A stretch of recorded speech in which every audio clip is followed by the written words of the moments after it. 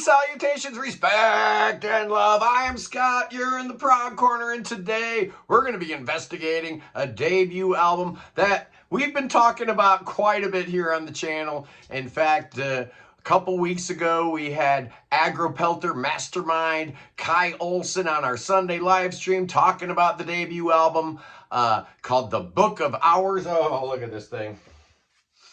Look at the artwork on here, man. Yeah, I know it looks AI, but it's actually credited to somebody by the name of Dag E. Clausen. So I don't know if that's a real person or not, but it's really cool. There's the inside. Just an amazing, amazing piece of art and an amazing, amazing album. And got a little story to tell about how this all kind of came about for me. A few months ago, Ken Golden, over there at Laser's Edge, right? He's, he's the man, right? And he dropped the brand new Eden Song album, their third album, and he didn't contact me. He didn't send me a promo. He didn't send me files. He didn't even, no reach around, no nothing, man. And I'm like, so in response, I just ignored it. I don't reward bad behavior. Absolutely, I do not. So sure enough, Ken Golden contacted me and let me know, look, we're not going to have the same thing happen with this Agropelter album. And he was dead right. Honestly, he must have known that this album was going to be hitting my sweet spot. So let's talk a little bit about Agropelter and their debut album, The Book of Hours. Like I said, it's Kai Olsen, the Norwegian musician. His debut album, he plays guitar, he plays keyboards, he plays bass. Yeah, this is an instrumental album. Matthias Olsen plays some percussion, some synthesizer, some mellotron, Anglagard, of course. Jonas Reingold plays fretless bass on a couple tracks. Andres Sioen is the drummer here. Just amazing. I've never heard him drum before, but I went on to some of his socials. He's a beast. You got Jordi Castella on piano, Eli Mina on harpsichord, Norleen M on cello, Eileen Antu on double bass. Got a couple flute players, Hannah Danitz on flute, and Louis Vilka on alto flute.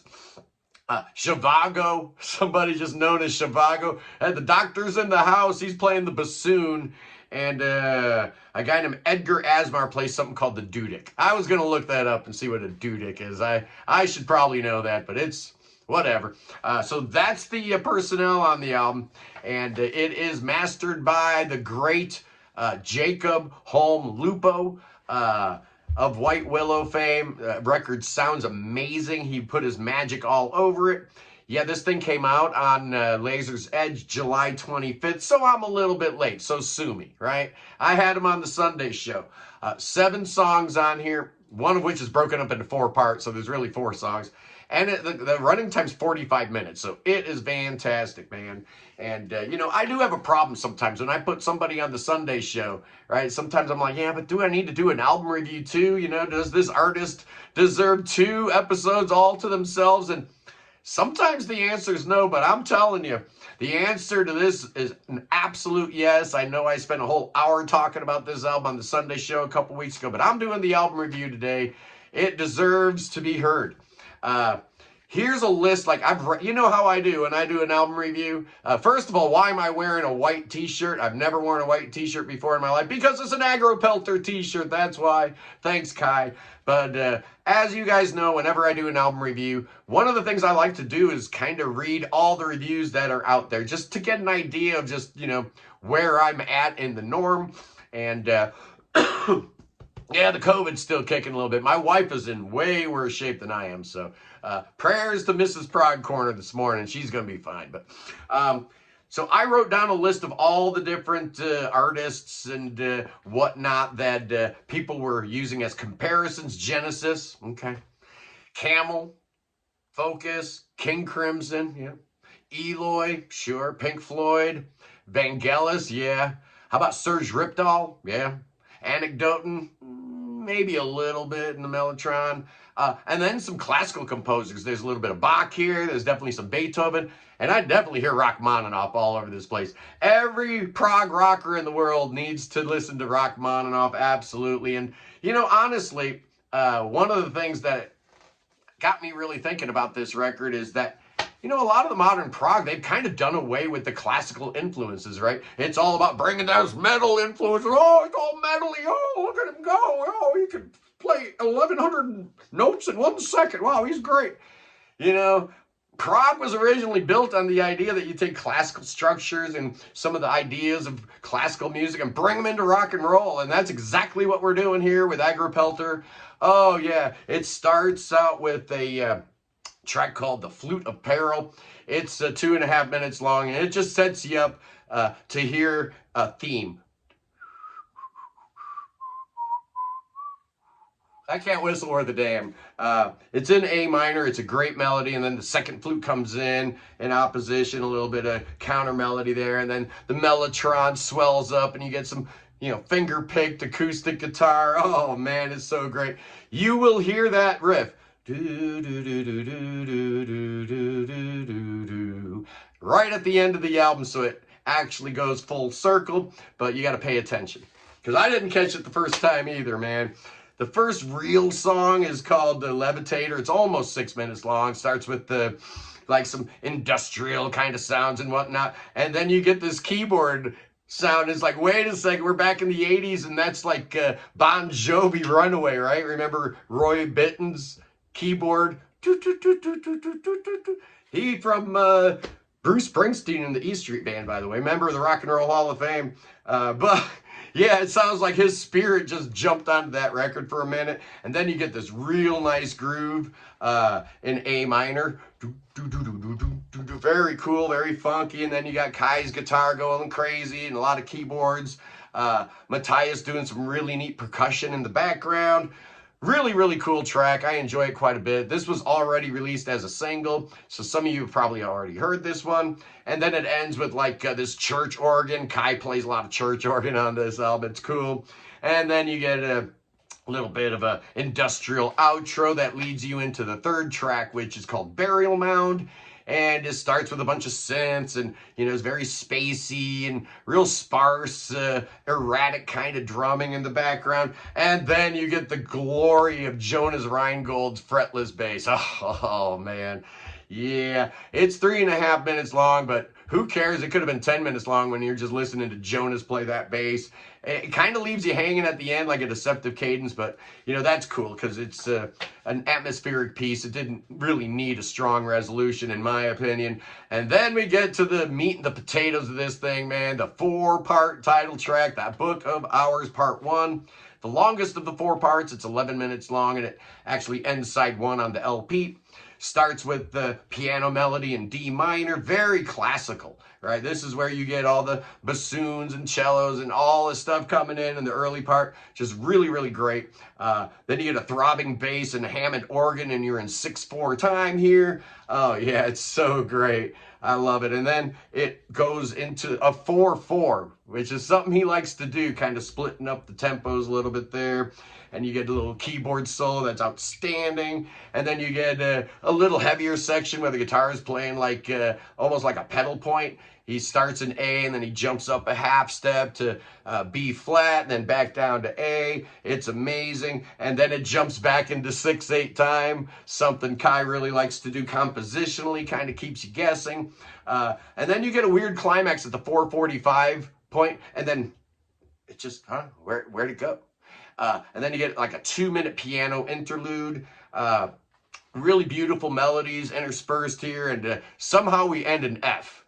And then we get going, and you get this sequenced keyboard. Really, really cool, like Muse might do. And then you get more Jonas Rheingold doing his fretless bass. This time he's just going crazy. Just nuts, man.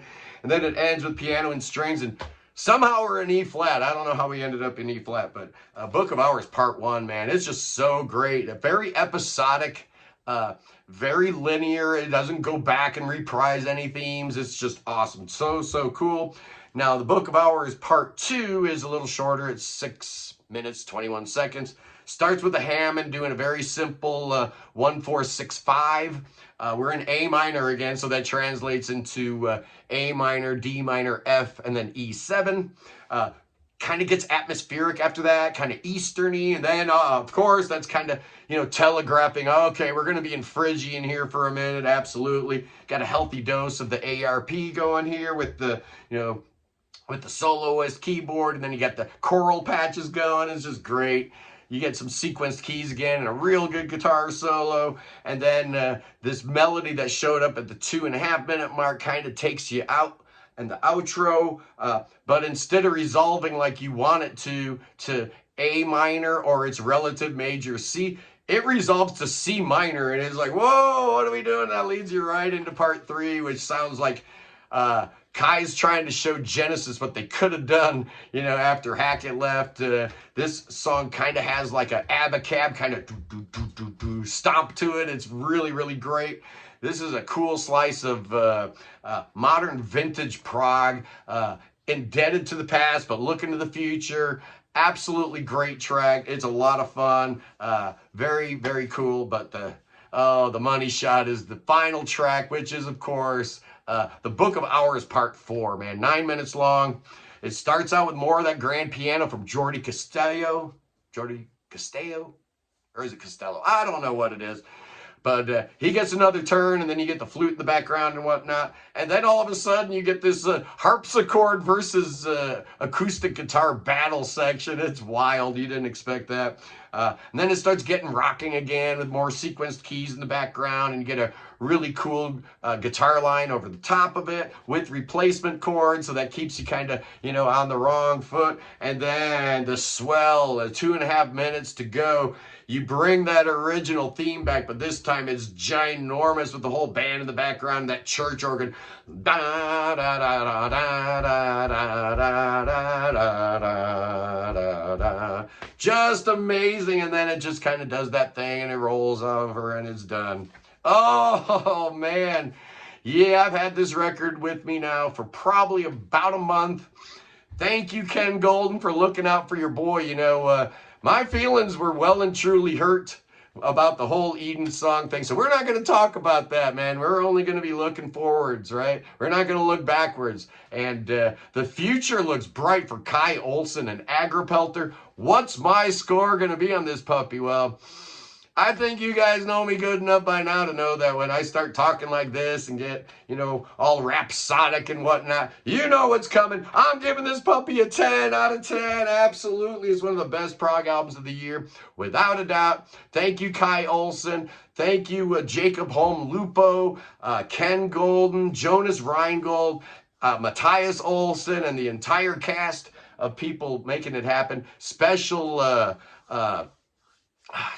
note to that drummer, man, Andre Sioen. His drumming all the way through this thing is amazing. It's so good. What a great, great, great record. I'm just so happy to have it. It's called Agropelter, Book of Hours. You need it, boys and girls. You absolutely do. Anyway, this Sunday on the Sunday Live Prog stream, 11 a.m. Eastern Time, we're going to have Green Carnation in the house. I love those guys. We're going to have the lead singer here talking about their brand new album. So anyway, I'll see you then. Peace in the Middle East, free Tibet, free the Ukraine, free your mind, free beer, free Willie, and God save that king. Oh, save the king. Save King Chucky. Oh, Chucky needs your saving. He ain't doing so good. Bring him to America, I say. Bring that boy to America right now. Oh, yeah, we got thoughts, we got spells, incantations. We're going to drink poison, and then Billy Bob's going to bust out them snakes. Oh, no. Do they have snakes in Norway? I think they do, but we got bigger ones in Ohio. Anyway, I love you guys. I'll see you Sunday. Peace.